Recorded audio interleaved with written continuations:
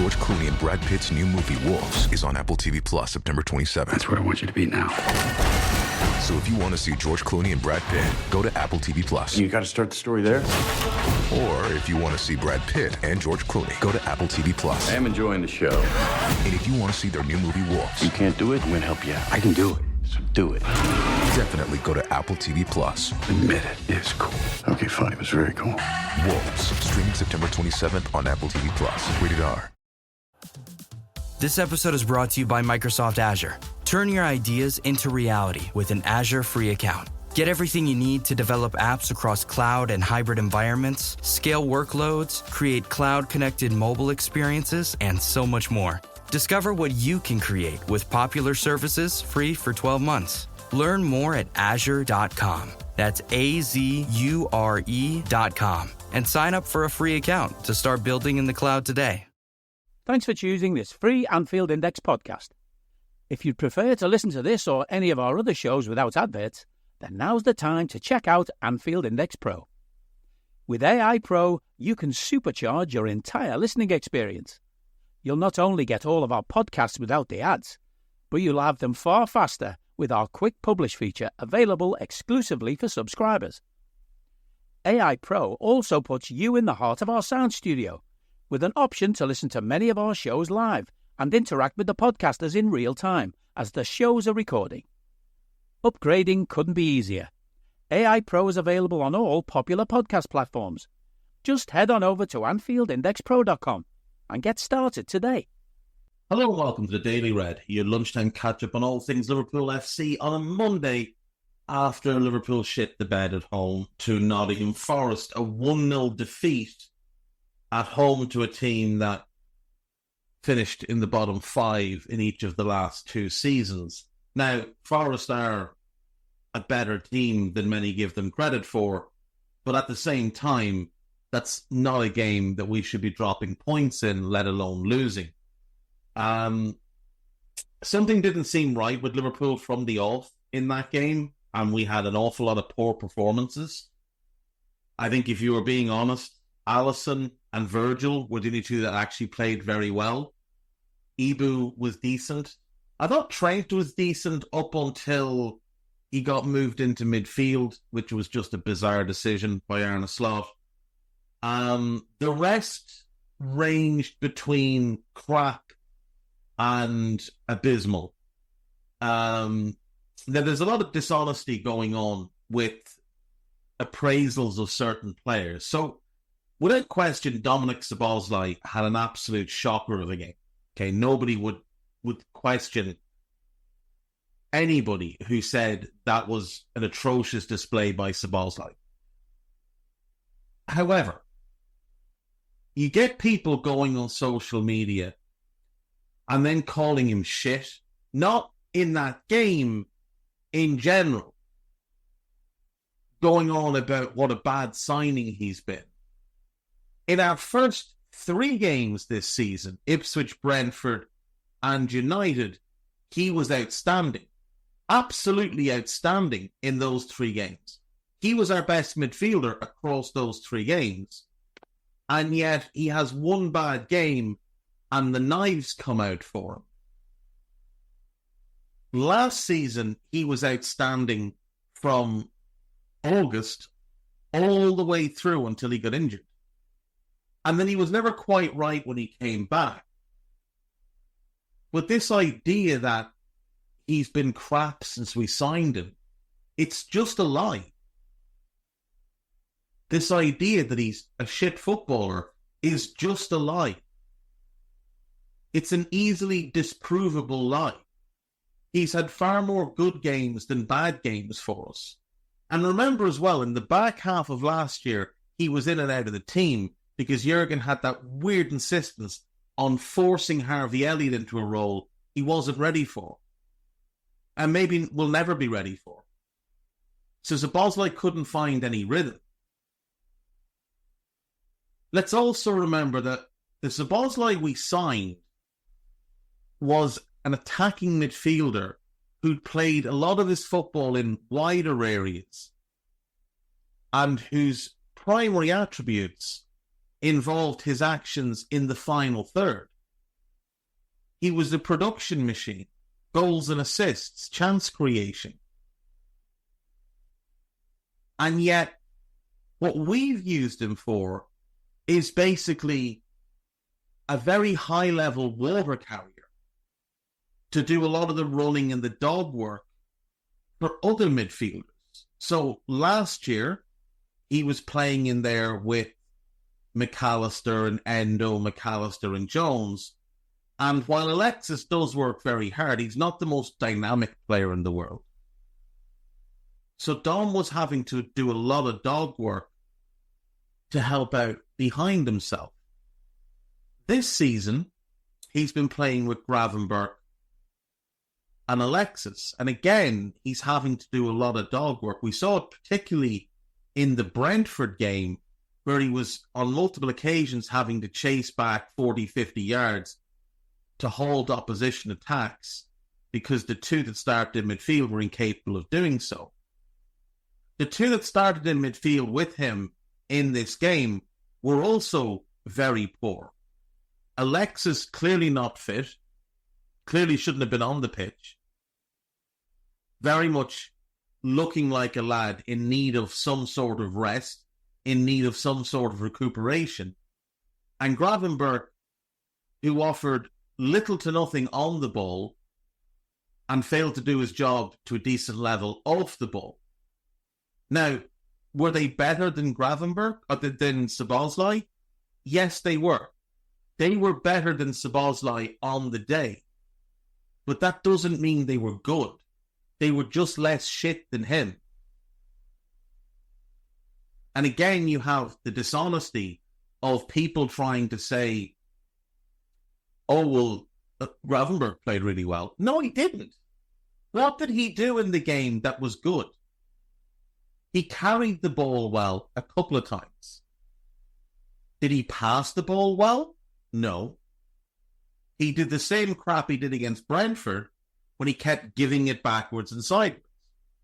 And he failed to implement the central progression that is so keen to what Arne Slot wants.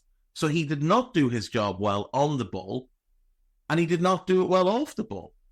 Watch him for their goal. The goal's not his fault, but just watch him for their goal. Watch him when Elliot Anderson runs past him a couple of times.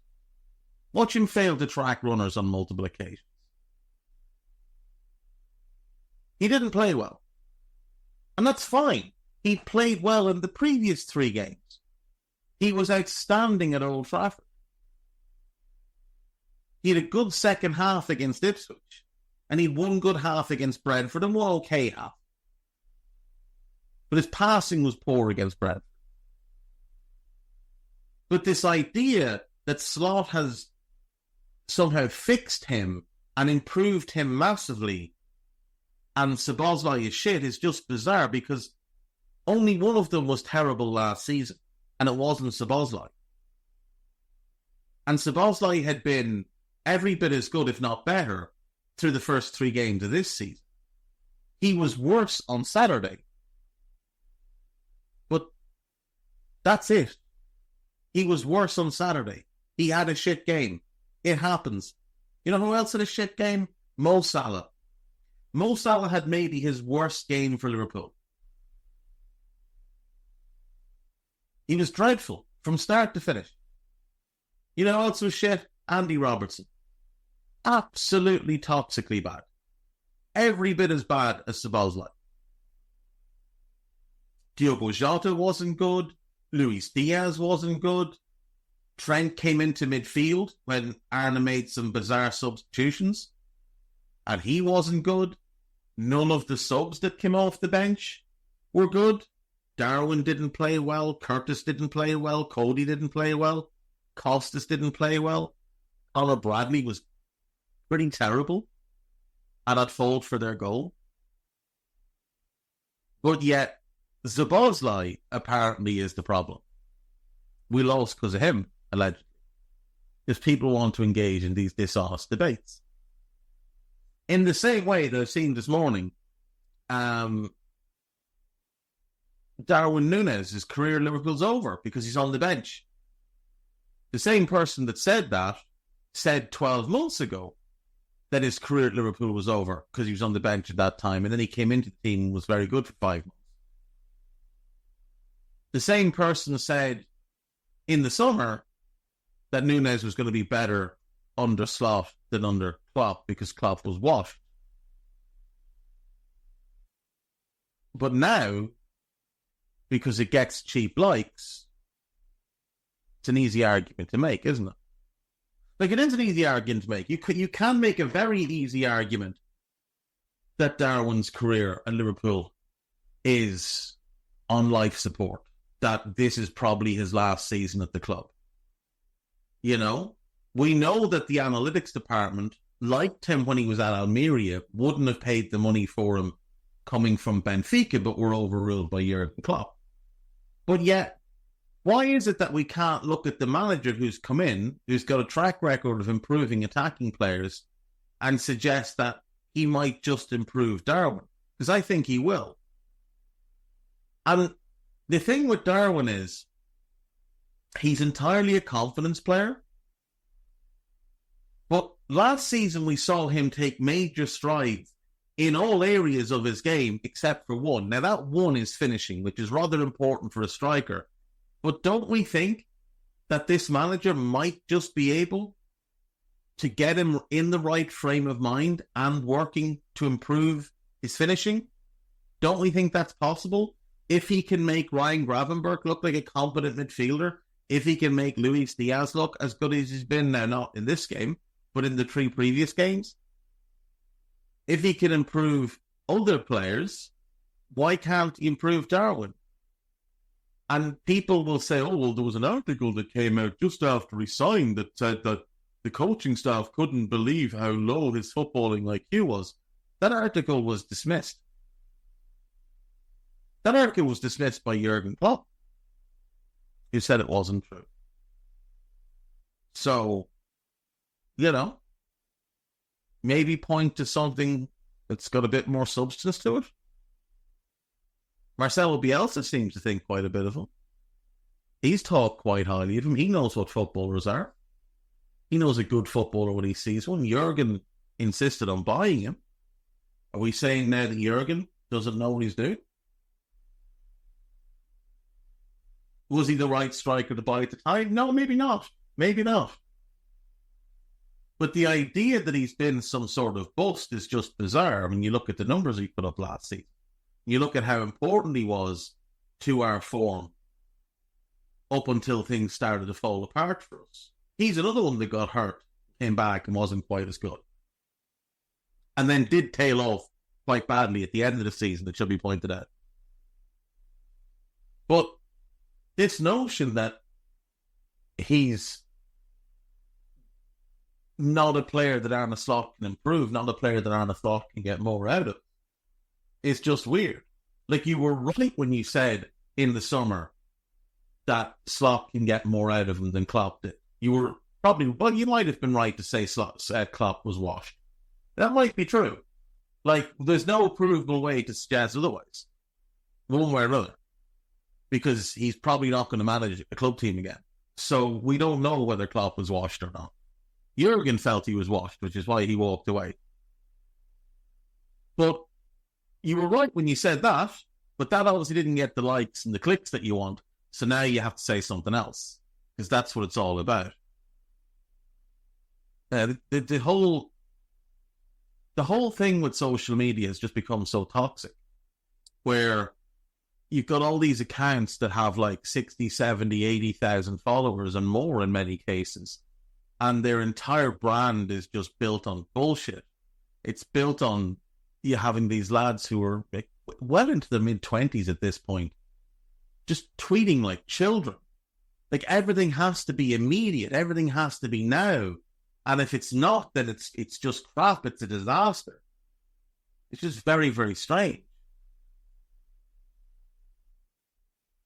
But the whole toxicity of Twitter has also kind of wandered into people's real lives. So yesterday you had a lot of people talking about the atmosphere in the ground on Saturday. And you had a couple of fairly sizable accounts regular match goers instantly just blame it on tourists. Or tourists have ruined Anfield. Okay. I used to go regularly in the 2000s. Regularly. And the atmosphere for 3 p.m. kickoff on a Saturday was always shit. Especially against the bottom half team. It was always shit. Saw one person say the atmosphere was great up until 2017. No, it wasn't. The atmosphere at Anfield hasn't really been great since the 90s. Like, that's the fact of the matter. I've got Dan Morgan here on the pod. Say hi, Dan. Hey, how's it going today? It's going good, man. Tell us who you are and what you do. I'm Dan Morgan. I'm an attorney and a managing partner at Morgan & Morgan, which is America's largest injury law firm. That's pretty awesome. Why do you guys think you win so many cases? The insurance companies and other companies that we go against know that we're going to take it to the end, that we believe in the case. So we fight for every dollar, and we're not afraid to go that extra mile for our clients. Are insurance companies actually afraid of you guys? We don't bluff. We take it to trial, and we are not strangers of getting very, very, very large verdicts. Awesome. So how does someone get in contact with Morgan & Morgan? What would I do if I got into an accident? Probably the easiest way is dialing pound law. That's pound 529 from your cell phone. And our call center is always waiting to take your call. 24/7, 365. Wow. Dan Morgan from Morgan & Morgan, America's largest injury law firm. Thanks for coming by the show. Thanks for having me. Visit forthepeople.com for an office near you. I don't need a VPN. I've got nothing to hide. Ha. This is what I used to tell myself before I hooked up with LibertyShield.com. Not only is my home internet now fully encrypted, but I can now access all the websites I want, whenever I want, and do so from absolutely anywhere. As a Liverpool fan, I love to know I can now watch every match, regardless of whether it's on UK TV or not. My Liberty Shield VPN makes sure nothing is blocked and guarantees me super fast streaming speed throughout that match. You can get connected right now with their software package, which includes a 48-hour no-obligation free trial and instant access to their apps for Apple, Android, Fire TV, PC, Mac and Android TV. Or go a step further like I have and get one of their pre-configured VPN routers. These small but powerful devices allow you to easily connect every device in your home to VPN, making it the perfect solution for smart TVs, Mac boxes, and games consoles. Visit LibertyShield.com today and use coupon code AIVPN25 to get 25% off at checkout. But the atmosphere in pretty much every English stadium hasn't been great since the 90s. There's a couple of stadiums that are an exception to that. Selhurst Park has a great atmosphere. I think St. James's Park, when it's in full voice, is good, but it can be bad. There's a handful that have good atmospheres. The majority don't. And it's not to do with tourists. It really isn't. It's to do with this weird malaise that people have found themselves in. Because going to the game used to be your connection to the team. Now everybody's locked into this 24/7, 365 cycle of being clued in on everything that's going on. Like back in the day, when you'd go to the game, you wouldn't know what the team was until they walked out on the pitch. Now we all know the day before. You didn't know if something had gone on unless you saw it in the paper. You didn't know who was injured. You didn't know who was going to be missing. You didn't know much of anything. These players were a bit more mythical to us. Now their lives play out in front of us a lot more. Everything they do is microanalyzed. So football has lost that kind of special feeling. And look, is there a part of it where the corporate side of the game has ruined things? Absolutely. But that's not just a Liverpool thing. That's an across-the-board thing. Like, even in the Bundesliga, where the atmospheres generally are very good, the atmosphere at, say, Bayern is not what it was 20 years ago, because it's become more corporate. Dortmund have seemingly escaped it a little bit, but even then, you watch Dortmund in a 2:30 kickoff on a Saturday. The yellow wall isn't bouncing for 90 minutes the way it used to. It might bounce for 5 minutes. And that's about it. If the TV cameras are on, then they'll make a show. If it's a big European game or an evening game under the floodlights, then the mood's a bit more of a party. But this idea that it's all about tourists just isn't true. Like, football in general, the atmospheres just haven't been as good. A lot of that is that younger people don't have the attention span.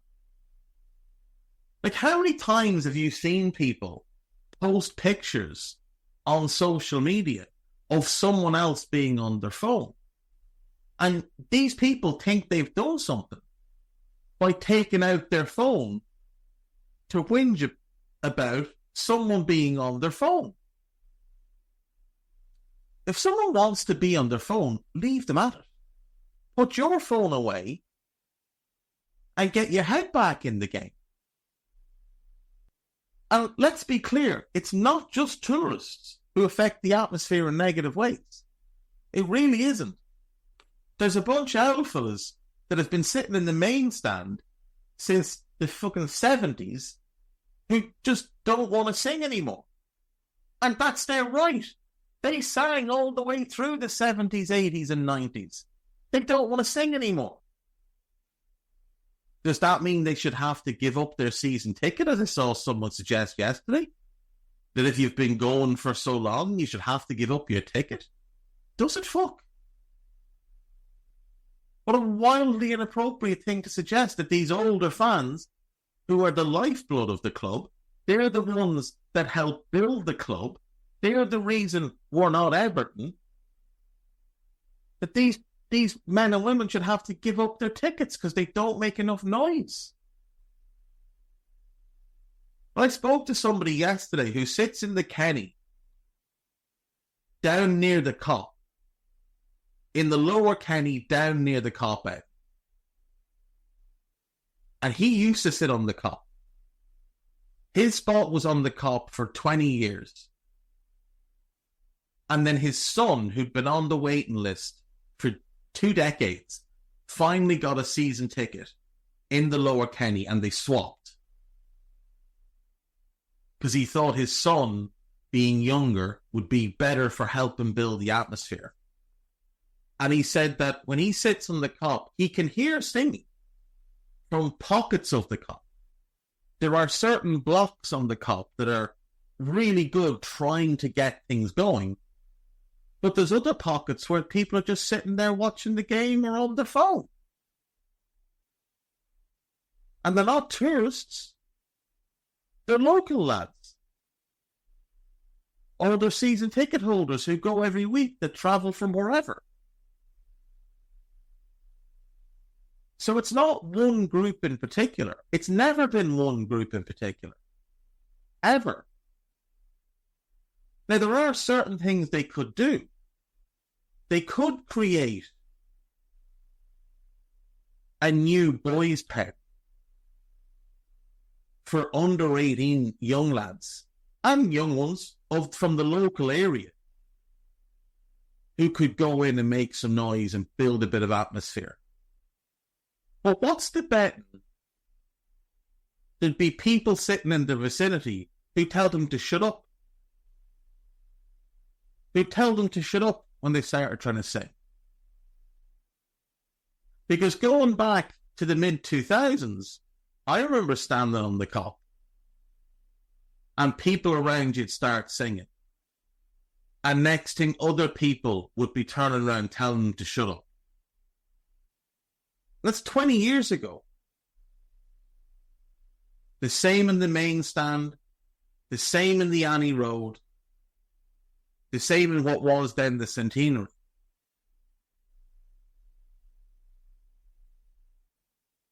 There's no one reason, there's no one group for the atmosphere being poor.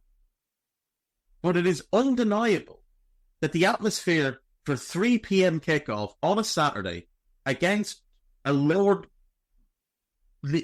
team in the league, and bottom half team in the league, has almost always been shit.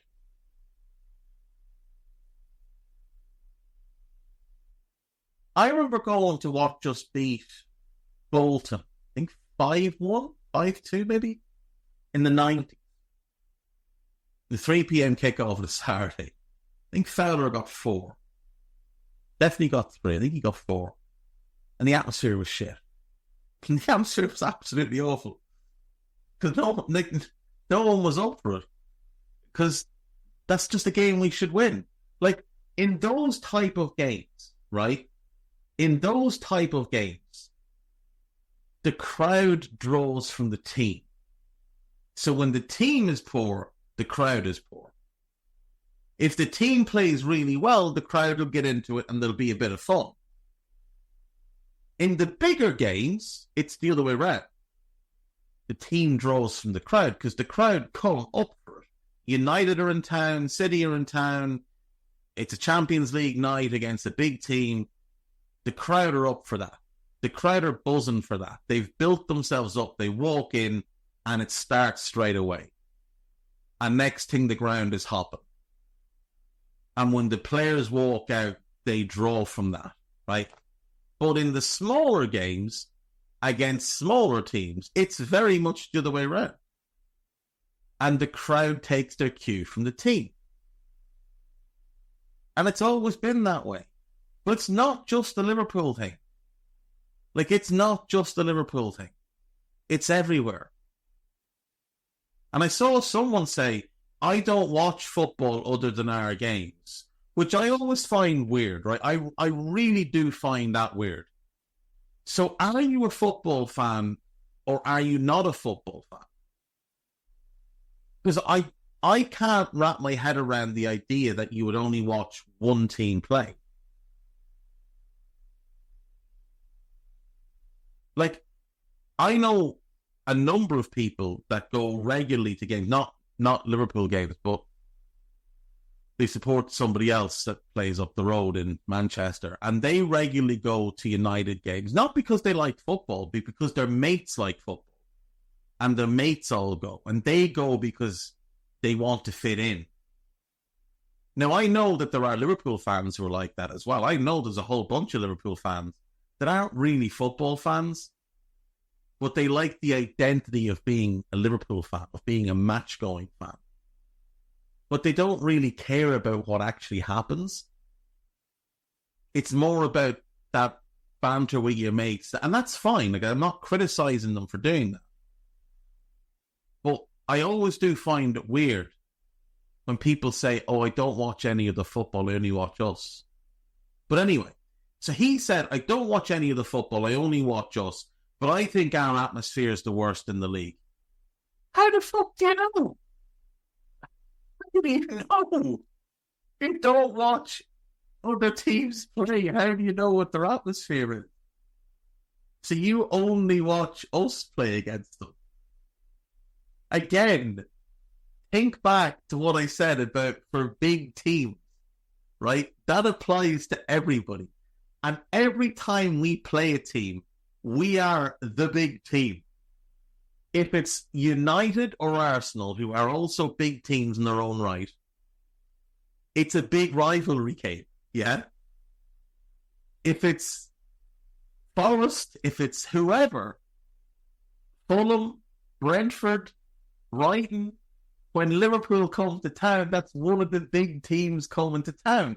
When we travel in Europe, that's one of the big teams in Europe coming to town. So of course they're fans. Of course they're fans. Get up for the game. Because it's one of the big teams. In the same way that if Real Madrid come to Anfield, or Barcelona come to Anfield, or Bayern come to Anfield, we view them as big teams. they're Ray Allen are a level above everybody, but the rest of them are all our peers. But they're big teams, they're big games. If, I don't know, Hoffenheim come to Anfield, it's not a big game. It's not a big game. It doesn't have the same atmosphere. The reason other fans get up for us when we go to other grounds is because it's a big game. And that's another part of why the atmosphere hasn't been as good. Because we sit on a pedestal as Liverpool Football Club, high above most other clubs. There are very few clubs on our level globally. So there's a snobbishness that comes from that. And people don't want to admit this. But if you're a fan of one of the biggest clubs, you are, in a way, a football snob. And you look down on other clubs. Like, we all looked at Forest. Correct me if I'm wrong. Send in your tweet to @Anfield Index. Did you, for 1 second, during the week, consider that Forest would come to Anfield and win? Did you think that was a likely outcome? No, you did not. You thought it's a possibility because it's football. Of course it's a possibility. You never thought it was a likely outcome, ever. Because you're a snob. You don't mean to be, but you are, because your club is bigger and better than theirs. And your team is better than theirs, and they should win. But they didn't. And all of this fits into why the atmosphere has not been good. But this idea that it's only gotten bad in the last couple of years is nonsense. Because if you go back to about 2012, there was people having this same conversation about the atmosphere. This was 2012 would have been kind of the very, very early days of the Liverpool podcast scene. And people were having conversations about the atmosphere then. And they were blaming the new fans that we've gotten post-Istanbul.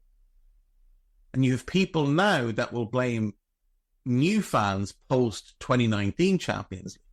The 2017 thing is, I assume, because that's where things started to really kick on under Jurgen. And all of a sudden we became more of a force again. But people were having those same complaints 12 years ago. But also, people were having those same complaints before that. Like, I remember going to games when Houllier was in charge. And people would complain about the atmosphere then. But it's almost certain that people in the 90s were complaining, like older heads were complaining that the atmosphere wasn't as good as it had been in the 80s. And in the 80s, people would have complained it wasn't as good as it was in the 70s. And in the 70s, people were complaining that it wasn't as good as it was in the 60s. And that's just the way things go. But you know what? If you're one of these people that goes regularly and you want to fix the atmosphere, come up with real suggestions and get in touch with people who are on the fan board and put your suggestions to them and let them bring them to the club. Let them bring them to the club and let's see what can be done. But let's be clear on one thing. Hospitality, corporate seats are never going away. They're never going away. And those big money signings that you like to get excited about, corporate seats, hospitality, pay far more towards that than your one season ticket does. One hospitality seat is the equivalent of, I think, 6 general admission seats in terms of what it brings in across the year. Okay, so without all those corporate seats, without those hospitality seats, without the tourists that you seem so against, we're Everton. Place smells less like piss, but we're Everton. Now, that was not planned. That wasn't the show I had for today. But, yeah, I'm going to leave it at that. You can check out This Is Anfield, Liverpool.com, and David O.C. Cop for today. On AnfieldIndex.com, there is a piece about Henry Winter suggesting that Arne Slot's tactics were a little bit off at the weekend. I think that's absolutely fair to say. Don't think anybody would disagree with that, especially after the changes. According to a Dutch outlet, Liverpool made a bid of €92 million for Florian Wirtz. I'd be very happy with that. Him as the 10, with Dominic moving to the left. The only issue I would have is that a midfield 3 of Wirtz, Alexis, and let's say Zubimendi is very lightweight. That would concern me quite a bit. There's a piece about Thiago. There is a piece ahead of tomorrow night's game against AC Milan. Liverpool unlikely to pursue Loic Bade as long-term Virgil van Dijk replacement. I do like Loic Bade. We had him as a suggested target on the transfer committee pod a few years ago. He is a good player, but no. Podcast-wise, there is the David Lynch podcast. There is the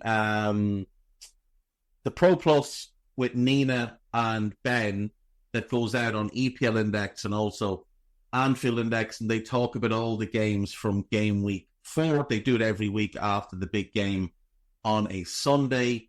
Dave Davis had Grizz on for the Daily Reds yesterday. They talked about the kit leaks and a few other bits and bobs, so you can listen to that one. There was post-match Raw, which is myself, Trev, and Carl. And then today we have the Monday Lynch Time pod, Dave Davis and David Lynch. So give that a listen when you get a chance, and I'll see you all tomorrow for more rant and raving and other stupidity. Bye-bye. We hope you enjoyed listening to this Anfield Index show. Please be sure to subscribe to our channel so future podcasts find their way to your device automatically. There's nothing quite like fan engagement, and we'd love to know what you think of anything discussed on this show. The best way to get in touch is over on our free Discord community, where both podcasters and listeners debate the hottest LFC topics 24/7. Sign up free now at AnfieldIndex.com/Discord. You won't regret it. You can also follow us on Twitter at Anfield Index and find us on Facebook by searching for Anfield Index. Oh, and before you go, we'd love it if you could leave us a 5-star review on your favourite podcast app. It only takes a couple of seconds, and it means the world to the people who create these free shows. This